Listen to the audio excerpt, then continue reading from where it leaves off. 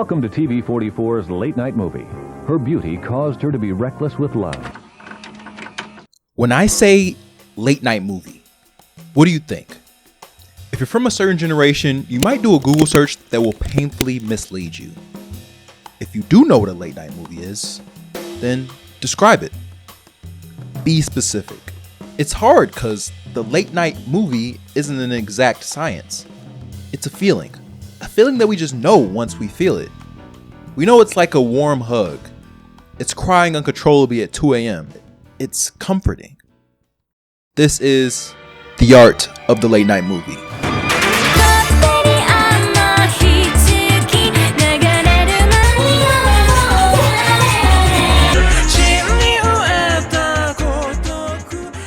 When I was a kid in the early 2000s, I always heard this term used in TV spot trailers, and I didn't quite know what it was. I thought maybe my bedtime was keeping me from an entirely different world of cinema. Then, in my teenage years, as my film lexicon grew, I was able to watch a movie and think, yeah, this is a late night movie. Over the years, I have thought about the traits that invoke this type of feeling. What traits can I undisputedly say belong to the late night movie? The first trait is an easy one. Color. I noticed this when watching one of my all-time favorites, Kiss Kiss Bang Bang. This movie is very dark. 98% of it takes place in the nighttime, which the director Shane Black loves. And he has mastered lighting nighttime. It is beautiful. Just look at these night scenes oozing with character. When I said they were dark, that might not have been the right word because you can see quite a bit, and it fills the frame with cool colors that just calms you and makes you feel at home. And even the day scenes in this film are still cozy. When it's late at night, you don't want the crashness of a bright film that can be harsh on your night owl eyes. You want something that somewhat blends into the environment you're in. You want something that physically embodies the calmness of the night. Cool blues and greens can be seen all throughout late night flicks. The most poignant example of this is, and most likely always will be, Fallen Angels. I mean, just look at this movie. It's hypnotic and just as heightened when watched at night. I want you to think, after you've had a long day, you're gonna watch one last thing before you go to sleep. Which would you rather watch? This or this? The next trait we are going to look at when talking about the art of the late night flick is not only featured in Fallen Angels, but is featured in Wong Kar-wai's entire Days of Being Wild trilogy. If Shane Black is on the Mount Rushmore of the late night flick, then Wong Kar-wai has to be on there as well. Not only has the image of his films mastered the late night motifs, or noculart, if you will. Yes, I'm making up a word, deal with it. Shakespeare invented words all the time, and he's the best to ever do it. So I'll use the term nocturnal art, or noculart moving forward. So, not only has Wong Kar-wai's image of his film mastered the noculart, but his sound has as well. Because our next trait seen in the late night flick is voiceover. I need to face this project head on. And God help you if you use voiceover in your work, my friends. God help you. It's flaccid, sloppy writing. Any idiot can write voiceover narration to explain the thoughts of a character. Sorry, Robert McKee, but the voiceover is perfect for the late night flick. 我日日都食好多嘢，但係一樣覺得好凍。我已經習慣咗冇拍檔嘅日子。 Not only does it add to invoking the sense of coziness that we already mentioned, but it's usually reflective.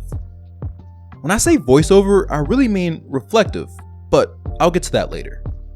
Reflective is likely how you're feeling when you're up late. I know, like most, when I'm up late alone, the quiet of the world around me causes my brain to go off like fireworks, thinking of every mistake I've ever made, any hopes of the future, regrets, childhood memories, what could have been, what has been, what will be, all just ringing in my head like voiceover. And what genre has more voiceover than the noir? I won't call that the third trait of noculart cinema, but I will consider it 2.5. Sin City is likely the most noculart movie ever. I mean, there's no day scenes, not even one, and the voiceover is just a mainstay. I can't imagine this movie any other way. Look at Bruce Willis driving in the middle of the night, just thinking to himself, My last day on the job. Early retirement. Not my idea. Doctor's orders. Heart condition. Angina, he calls it. I'm polishing my badge and getting myself used to the idea of saying goodbye to it. It and the 30-odd years of protecting and serving and tears and blood and terror. And the audience gets invited to this very personal interaction. Something that almost feels too personal. But it feels cozy. Legally and spiritually, I cannot go more than a couple seconds without mentioning Kiss Kiss Bang Bang. But since I just mentioned noir, I gotta bring it back up.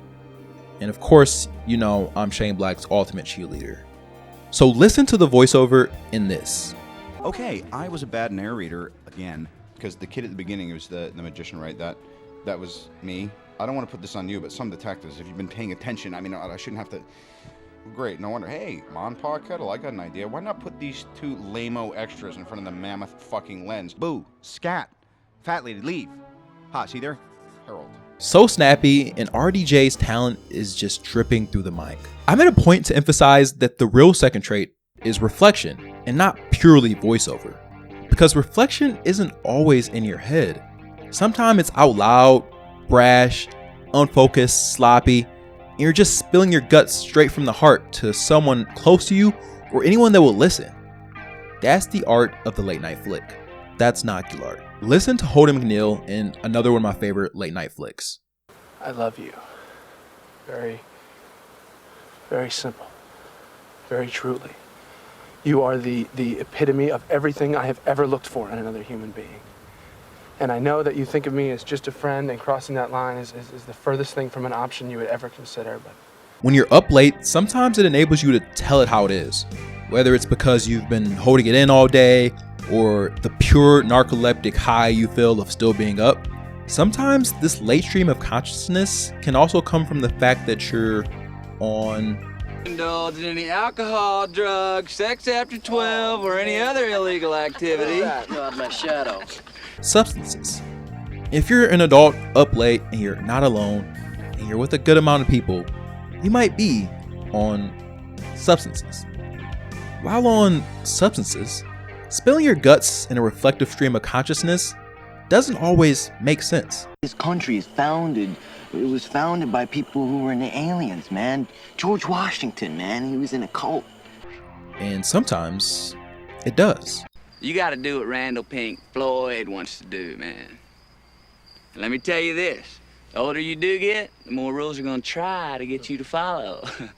You just gotta keep living, man. L-I-V-I-N. Reflection is just so beautiful. Sometimes reflection can be seen as loneliness, which is the soul sister of night. And that loneliness can be spiked with a truly impactful film. I remember where I was when I was up way too late one evening and I decided to watch Mary and Max. Spanning over 20 years and 2 continents, Mary and Max recounts the pen-pal relationship between 2 very different people. Mary Dinkle, a lonely 8-year-old living in the suburbs of Australia, and Max Hofovitz, a 44-year-old Jewish man with Asperger's syndrome living in the chaos of New York City. I have trouble understanding the expressions on people's faces. When I was younger, I made a book to help me when I was confused. The loneliness and sorrow the characters feel in that movie hit me so hard. I felt it so truly in my heart. It was so poignant that it was almost a mistake. The feelings were conveyed too well, but it was so impactful that I'm grateful I saw it. And especially with that dark, lonely backdrop. It's the only film on my all-time favorite list that I've only seen once, because once was enough. And it'd be a lot for me to go back to it. I only have positive, grateful feelings towards watching Mary and Max. It's rare that a film hits too hard at night that it affects me in a negative way. It's rare because if a film does that to you, it's likely doing it on purpose, which means it was well directed and did what it was supposed to do. I can only recall twice of a film hitting too hard that I have a slight negative connotation with it. 1, Pink Floyd's The Wall. I saw this really late at night, and by the end of it, I literally felt like I had lived 40 years on the street as an addict. It was very uncomfortable. And the second film was I'm Thinking of Ending Things, which was so hard for me to get through. I found myself turning away more than I have at any horror film. it genuinely made my skin crawl. I thought I was having a panic attack watching it. It's so funny because it was written and directed by Charlie Kaufman, who will make an appearance later. What genre is the late night flick? Well, it could be any genre, but we can't ignore the common themes a lot of the films we mentioned have. The protagonist stalking through the night, solving a mystery. Whether it be dubious Hollywood shenanigans, the handful of murders in Sin City, attempting to solve the unforbidden love in The Move for Love, saving the world in Donnie Darko, or even the mystery of dating a bisexual woman in Chasing Amy. Ooh, spooky. We can't mention detectives, shadows, or even night without mentioning the Dark Knight himself. I'm going not only to the best bat flick, but the most Noculart one, and that's 2022's The Batman. I wish I could say I'm making a difference, but I don't know. Matt Reeves' The Batman is the best one because it drips with so much style that it just embodies the character. It has all the staples of Noculart right at the start. Reflective voiceover, beautifully lit scenes in the night, and the ultimate crusader solving a mystery that will knock your socks off. But like we said, not every Noculart movie is a noir.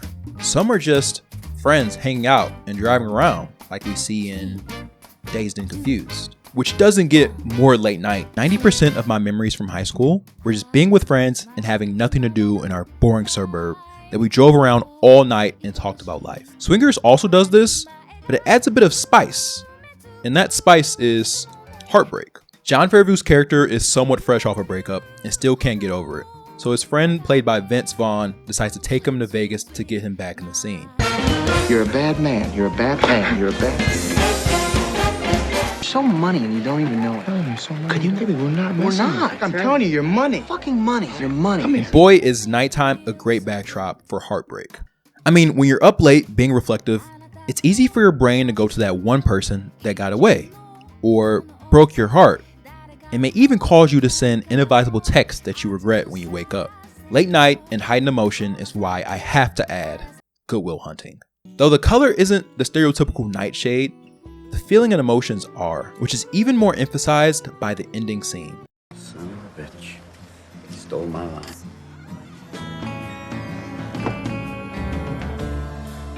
A scene so hard-hitting at night that when I watched it for the first time, it literally made me cry and call my mom. She didn't believe me when I told her I called at 1 a.m. because of a movie. But that's the power of the late night flick. The third trait of the Noculart flick, which we often see, is pacing, which is so important. I don't even need words to tell you why. Just look at these two options while I do my best optometrist impression. When it's 1 a.m., you had a long day, which would you rather watch? This?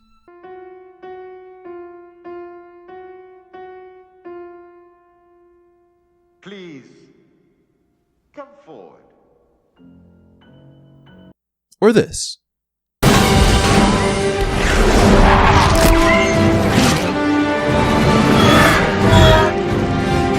Now I know what you're thinking. I'm comparing a high-octane action movie to an acclaimed drama. So I'll play fair. This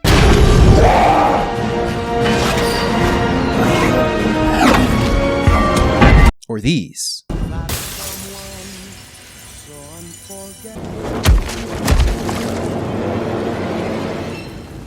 I'm vengeance. Now you're probably thinking, wait a minute, all the movies I like at night are paced a certain way, and wondering, how does Nico Swan of Video Gaga know that? Well, from the National Institute of Neurology, I learned that we process information slower with lack of sleep. It significantly impacts your cognitive function, leading to slower reaction times, decreased attention span, and impaired ability to learn and remember new information. Essentially, your brain cells slow down when sleep deprived. So that's why this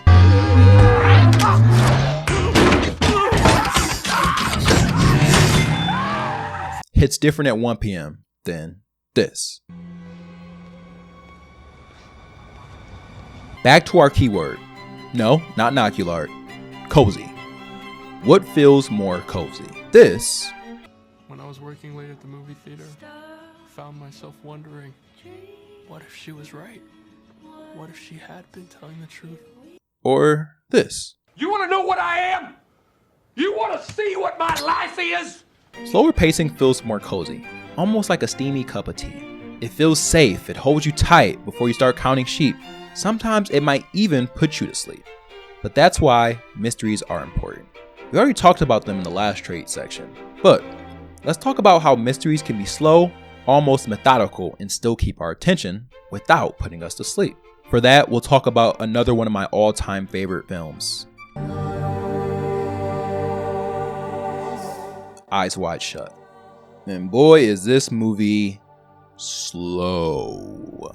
It follows Dr. Hartford as he embarks on a night-long adventure, during which he infiltrates a masked orgy of an unnamed secret society. And he mostly spends the film walking the streets of New York City at night, and it just slowly unwinds. No rush, just an eerily methodical pacing that gives you the creeps in all the right ways. Just tell me how this pacing makes you feel.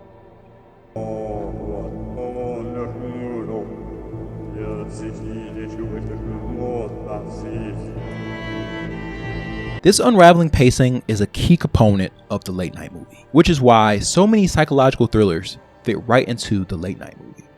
This works even with a slightly faster pace. Just look at Fight Club. Our insomniac narrator lives his life at night as he finds himself starting a fight club, anarchy rebellion against consumerism, and the mystery of figuring out his identity. And this unraveling pacing is often featured in the cousin of the psychological thriller, horror. And what is more night-coded than horror? It all connects, like symmetry in motion, because we can't talk about the horror without talking about the spiritual predecessor to the late night movie, the midnight movie. Midnight. At midnight. Midnight shows. The midnight show. The midnight attraction. Midnight showings. Midnight. Midnight movie madness. It's truly a cult film. All kinds of movies. Midnight movies were a cultural phenomenon in the 70s, a tradition of screenings at independent theaters where cult films not suited for the average audience were shown at midnight for all the freaks that would come out to see them. These were all kinds of wacky flicks that would likely give your grandma a heart attack. Advocate cannibalism. Eat shit. Filth are my politics. Filth is my life. Smutty movies like Pink Flamingos. Pure idiosyncratic cult pictures like Rocky Horror Picture Show, with encouraging audience participation. They do the movie live in front of the screen. During the wedding scene, they throw rice. And when it rains, they shoot water pistols. 10 years this has been going on, with folks dressing up as characters from the film. And enough queer energy and drag that couldn't dare be shown before 11:59 p.m. Experimental flicks like Eraserhead. Exploitation films like Reefer Madness. The burning weed with its roots in hell. And even horror films. At a time when what was shown on our screens were more strict, some horror flicks were delegated to midnight. With the expectation of where these films would end up, the filmmakers behind them created their movies to connect with that midnight audience. The first anniversary of Pink Flamingos. This so-called exercise in bad taste. Introducing a lot of the motifs of nocular art. In the early 80s, with the subtle commercial decline of art house cinemas and the changing social and economic tides, the midnight movie market died.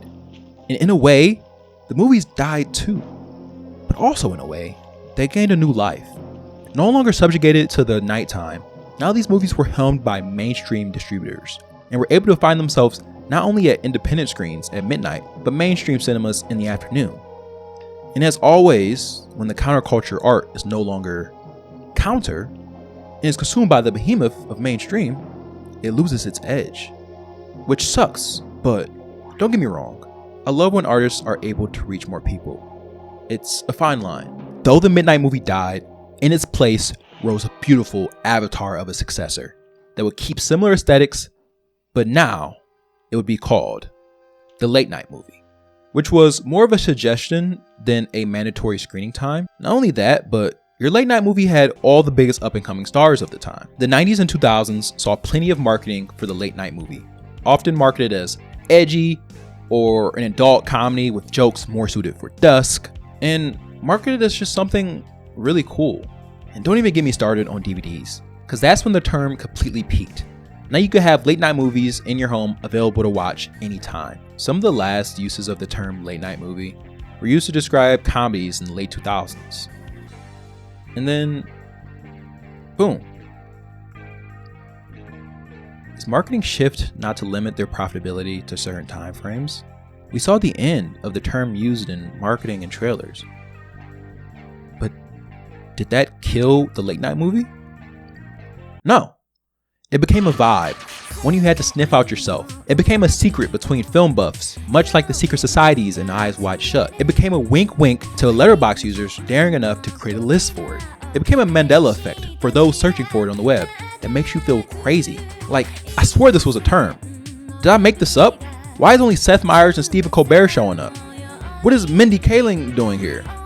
What happened? Though, it might have left the mainstream lexicon, it never left our hearts. You know, that gushy red thing on the left of your chest that lets you feel things? That gushy red thing never forgot. Which brings us to our last trait of the late night movie.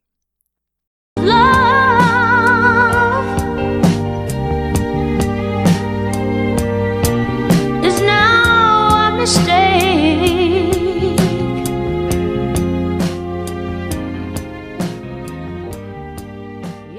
Feels. Feels can hardly be analyzed. We just know it when we feel it. We feel that coziness in our gushy red thing when we watch Frances Ha, and we feel Greta Gerwig's character just giving us a hug in our tiny bedroom. I Saw the TV Glow just feels better at night. The reflective, nostalgic, all-time underrated Metropolitan is great no matter when you watch it, but it feels so much better if it's dark. While doing this project, I have come to realize a lot of my favorite films of all time are late night movies.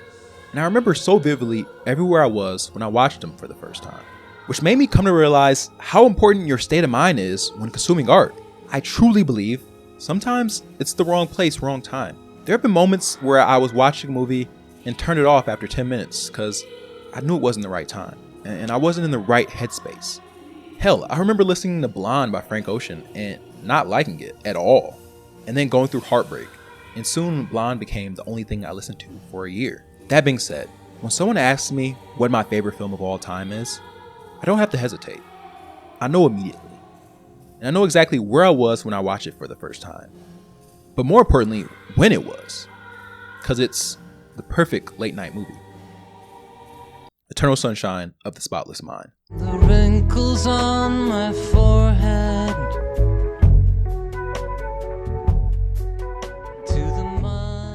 It was spring 2015. I remember during the day I was in chemistry class, hoping I could make a Star Wars fan film that would really make my dad proud. How unruly my green screen was.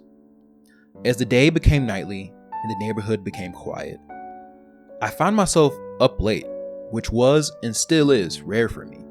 I remember feeling out of place, having just moved to the suburbs. I remember thinking about how all the memories growing up in the hood made me feel like a different person in the new environment. The old memories and the new ones were almost crashing. I thought, could I possibly be the same person? And I thought I would watch a movie, and then I would be able to go to sleep and put these thoughts to rest. I chose Eternal Sunshine because I had heard great things about it, and I was watching all the greats during that time. I turned it on and noticed there not being a single urge to touch my phone for any reason, which is shocking when you know I'm Gen Z. I also remember even being mad when I had to pause it to use the bathroom. I found my eyes completely glued to the screen on my laptop. I didn't know that something so powerful that could evoke such strong emotions could come from my laptop. I cried tears. They weren't sad ones, but they were grateful tears. Eternal Sunshine evokes the most Nico feels as its reflection personified. It reflects through the literal entire mind of a person. The film takes place inside Joel, who undergoes a memory erasure procedure to forget his former significant other, Clementine. We spend the majority of the movie in Joel's mind as he relives his memories with Clementine. And is that not what we do most late at night, nostalgically going through memories in our head? Joel is asleep the entire film. It plays almost like a dreamy movie, with all the absurd surrealist effects that happen when we are in Joel's head. We go through all the intense emotions. Love, regret, longing, all emotions the film doesn't shy away from. It was a lot, but it still left me optimistic at the end. It's rare that a film that feels like a warm hug can also make you sad at parts. It takes you through the entire gambit of emotions. I love everything about it, even its imperfections. The style mostly is filled with Nico art with the best score of all time by the best to ever do it. John Bryan.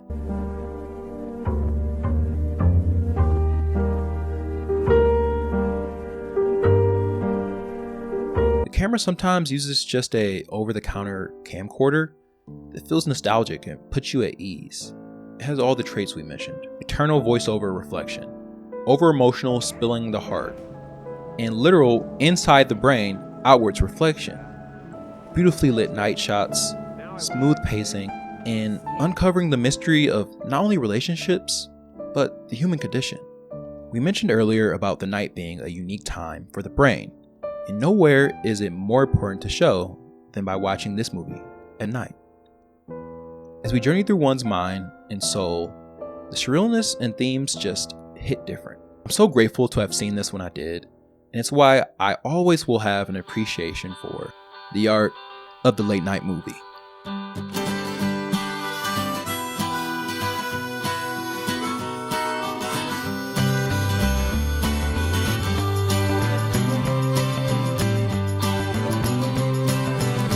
It's something unattainable that you can't live without.